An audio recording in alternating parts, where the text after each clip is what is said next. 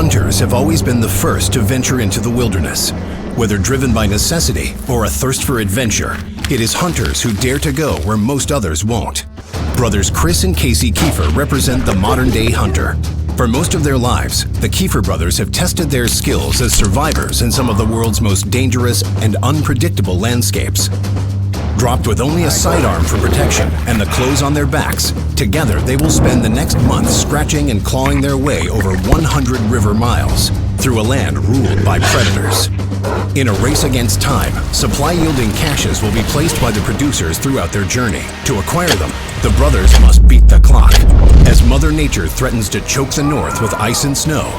For the first time, the Keefer brothers will find out what it's like to be cast into the wild with virtually nothing.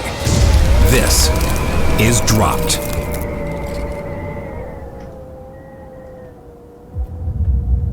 Alaska's Brooks Range, the northernmost extension of the Rocky Mountains, is one of the most remote and least disturbed landscapes in the world. Dramatic peaks and valleys are plagued with wolves, wicked terrain, and fast-moving weather.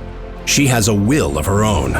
Spanning nearly 800 miles, much of the range is only accessible by air.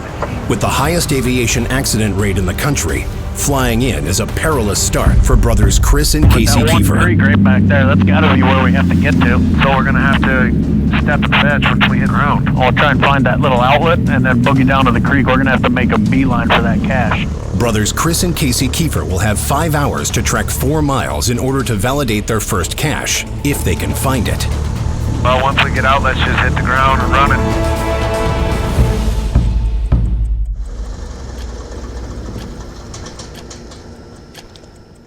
Touching down in remote Alaska means the brothers instantly must kick into survival mode, because the clock is already ticking. Their immediate mission is straightforward: traverse miles of barren tundra on foot in hopes of reaching the likely location of the first supply cache, dubbed the Pioneer Cache. They must quickly steady their nerves and get their bearings. Oh, man. He didn't waste any time, did he? No,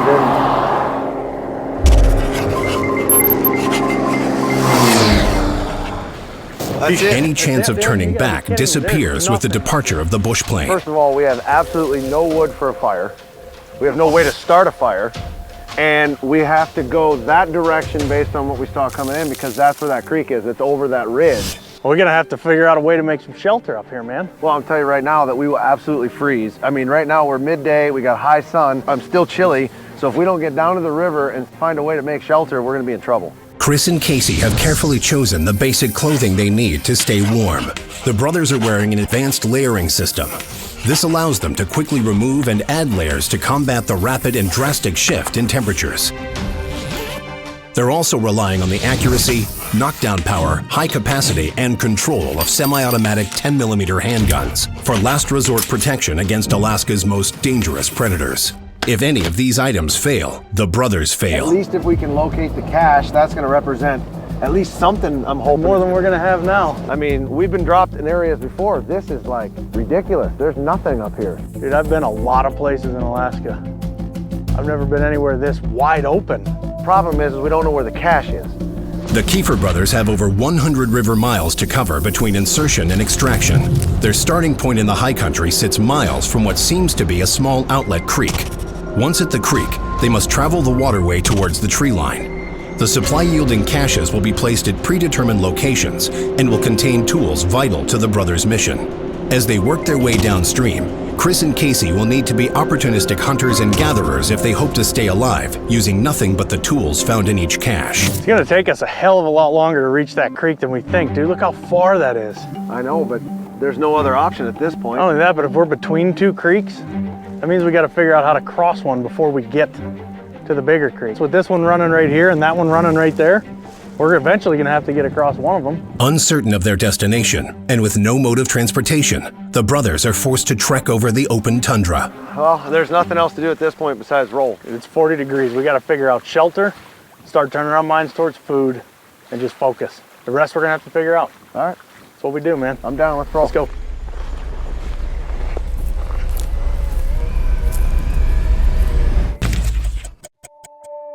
Enduring a lack of food, Burdensome hiking and fluctuating temperatures can quickly drain the body of energy.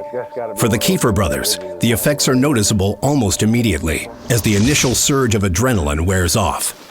Pay attention more off to the right, because I remember it being this direction. At least that inlet looked like it was that way.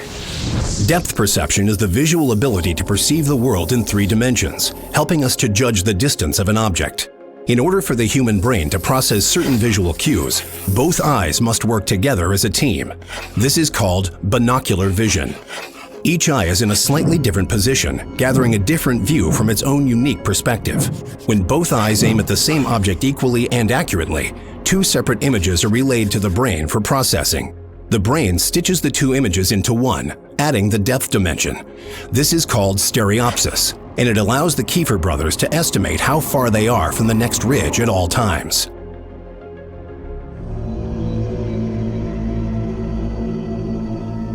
The seemingly lifeless tundra covers over half of Alaska, but the desolation can be deceiving.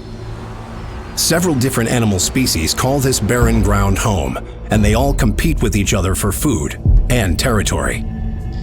The treeless region offers little cover from the predators that patrol the landscape. If visitors want to survive, they have to adapt. For Chris and Casey, adapting hasn't been effortless. Their first few miles is taking longer than anticipated. Nothing like tussock turning to muskeg. I mean, it's like a maze. You can't just walk straight. This right here is what makes walking in the tundra so hard. This is tussock, all these little knobs and nastiness. The Alaskan tundra is a treeless ecosystem spanning over 300,000 miles and home to over 1,700 plant species. Every time you stand on top of this stuff, it just shifts back and forth. And you can roll your ankles, tweak your knees. It just makes walking hell. So to make things even worse, then you get on stuff like this. You get on this moss right here. Big, soft, spongy type stuff that when you step in it, you sink way down. Even if you pick a straight line when you're walking through this kind of stuff, you probably walk twice the distance because you kind of try to weave in and out of it. The joys of walking around the tundra, man. Walking twice as far means burning twice the energy. I mean, it's just false ridge after false ridge. Didn't look nearly that far from the air. It's freezing out right now too. This wind is just cutting through me. A nightmare to walk through. That's it right there. I mean, that's the only thing around here. So. Despite being further than expected, the brothers run into their first sign of water. We gotta get this cache before it's too late. Abrupt changes in temperature can wreak havoc on the ill-prepared. The Keefer brothers are already seeing the benefits of their clothing choices as they race against the clock with over a mile to go and just an hour and a half left to validate the cache.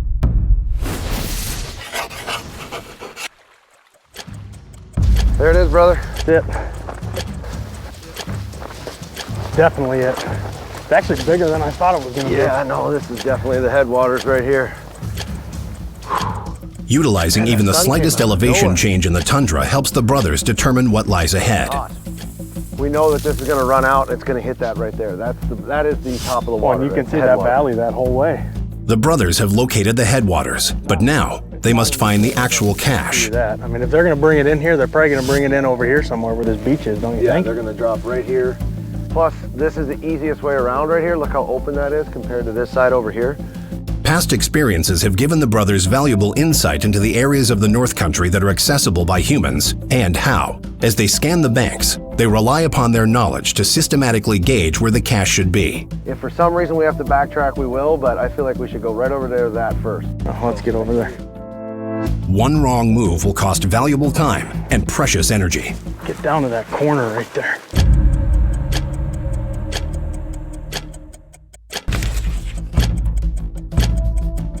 The clock is ticking, and the Keefer brothers have yet to find their first cache. They've decided to gamble on the path of least resistance. If their gamble is wrong, they face backtracking, burning energy, and impending darkness.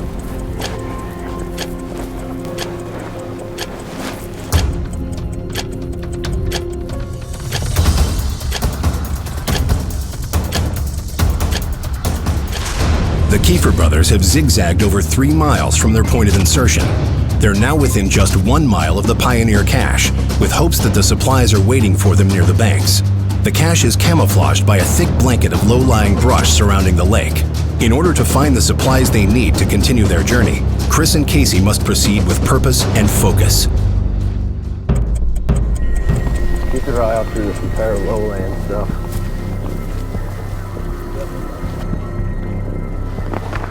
It's right there, dude. Right there. Where? Right in front of us. Right here. Right there. Woo! Nice find, dude. Oh, man. Cash. Nice spot. All right. God. Oh, well, we got a Tenzing bag for sure, which is good. We got a backpack now. We got a raft. All right. Here's binos. Set of wading boots. I got to find the GPS. In order for the brothers to make use of the supplies in the Pioneer cache and any other caches they may find, they must first validate their location back to the producers. If they fail to validate any of the correct locations in the time allotted, the cache's contents will be useless to them. Reel. Hold on. I'm going to validate this. Those other waders. Checking in. Okay. And okay, cache validated right now. Water bottle. What do we got?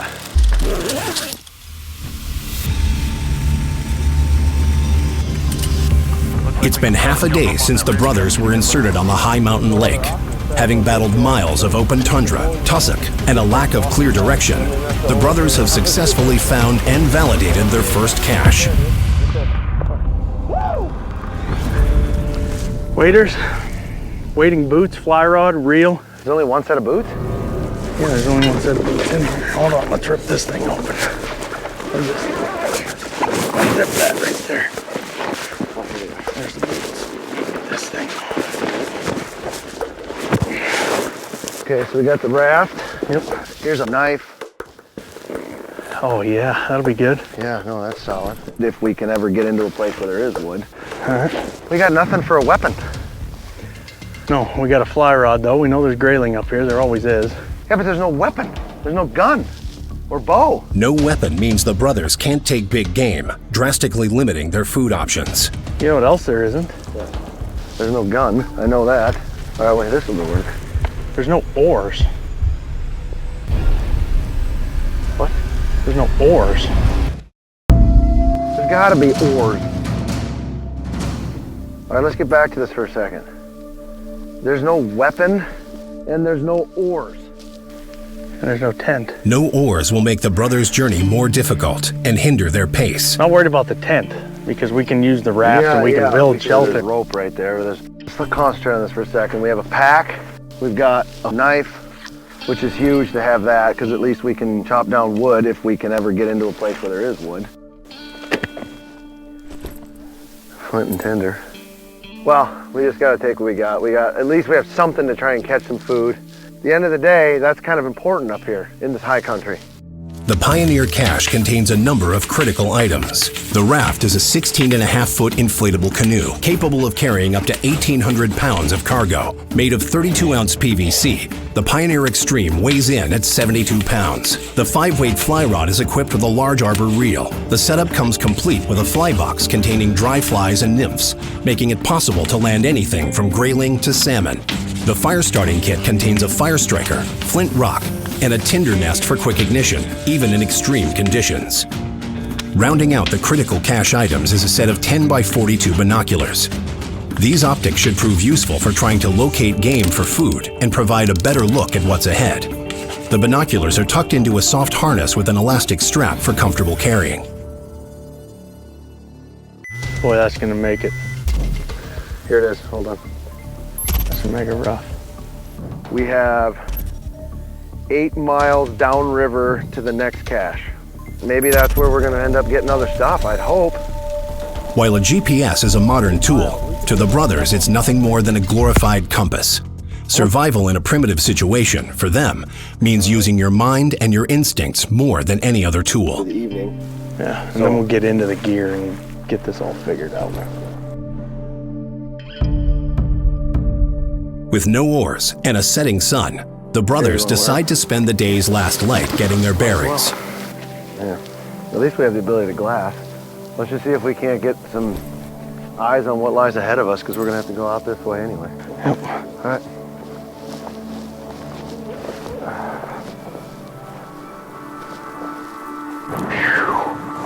Wow, there's not a tree anywhere.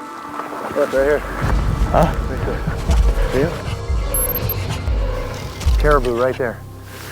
Are you kidding The me? movement among the tussock is quick to draw the brothers' attention. This time, it's a herd of caribou, and they're surprisingly close. Are you messing with me right now? Look at them. They're coming right at us. We got an entire herd of caribou. That sucks. According to Alaskan game regulations, hunters are prohibited from flying and hunting in the same day. I mean, there's all kinds of them right there. Look at that, the wind too. We could literally sneak right down here like that. That's painful, 14 days of meat right there. I hate that we gotta move past these caribou.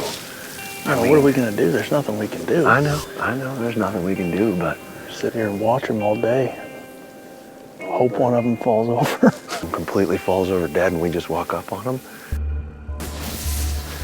Frustrating, because that is a lot of food right there. That bull right there is a complete slam dunk. A little disheartening at this point in the game. Yeah, to say the least. Come all this way to have these caribou right in front of us, we can't do anything. So, I mean, at the end of the day, we're just spinning our wheels. Boy, that's maddening. A couple weeks worth of meat, man. Let's quit wasting time. I gotta get back down there. I'm not even gonna mess with them. Let's just get out of here. North America's unique system of game laws was specifically created by hunters as a way to conserve, protect, and ensure the future of many species of wildlife. While these caribou would provide weeks' worth of meat, the brothers must leave them be. But in Alaska, they're not the only item on the menu. Fish, ptarmigan, or natural forages such as berries and plants can be found, if you know where to look. These resources can be scarce, so the brothers will have to take advantage of any opportunity they can to find fuel for their You bodies. sure there's nothing else laying around down here? Like, I don't see anything in the...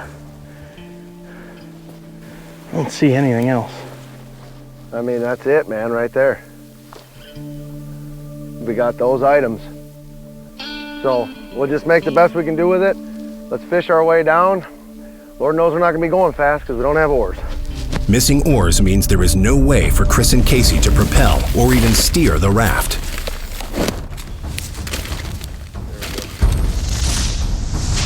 With half a day behind them and no food or water, a mundane chore quickly turns into backbreaking work.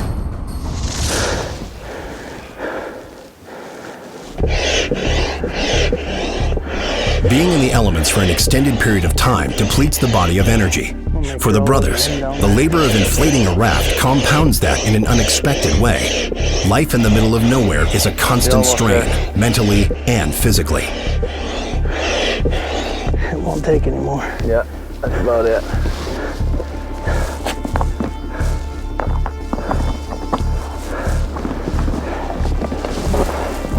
Wow, this is it, man. Oh, that's job. where it's at. All right, so how about this? Instead of sleeping under it and using it for a shelter, let's put it right there against that hillside. We'll put this stuff so it's on the left to give us some, windbreak. Yeah. And let's just get in this thing down and dirty with it. Oh yeah, if we get in, it's gonna keep us up off the ground. It's like a big air mattress. Well, here's the deal. If it rains, Flip it. flip it on us. Let's get it up and set right now, and then we can figure out the rest of the stuff. Oh, I was gonna go to sleep right now. Yeah, we're not done yet. We're not done yet. As soon as we lay down, we're gonna be done. Get that gear packed up. With the temperature dropping, the brothers settle in for the evening. All right, you get the pack. I'll get these waders. Okay. I got some of this stuff in here. I'm gonna sleep in these waders tonight, man. It'll be warmer than not sleeping in them. You go ahead and do whatever you'd like to do. Because we're not gonna start a fire, are we? No, I say we don't start a fire. I mean, we're not gonna have any wood right here. I mean, this is all just tussock and willow. I mean, there's nothing dead. I think we're gonna waste time if we start a fire. I say we just tuck in. Save that Save that tinder for when That's we what I need mean. it. I don't want to waste it on all this green wood. Especially because we're not cooking anything. No. I mean, I'm not gonna fish tonight. I think that sun's going down here pretty quick. It's gonna get cold. Well, where do I start with this one? A boat with no oars, no weapon, and no shelter really throws a monkey wrench in Alaska right now. You know, maybe we don't need oars the first couple of days. Maybe we're gonna be doing an awful lot of dragging. Which side do you want? Room 1 or room 2? I think both of our goals right now is to hit tree line. I mean, there's no wood up here to speak of. Not even any firewood up here. It's gonna be a long, cold night, but as of right now, we're making do. We're getting tight for the night. Tomorrow, we gotta haul it. Winter is coming early in Alaska.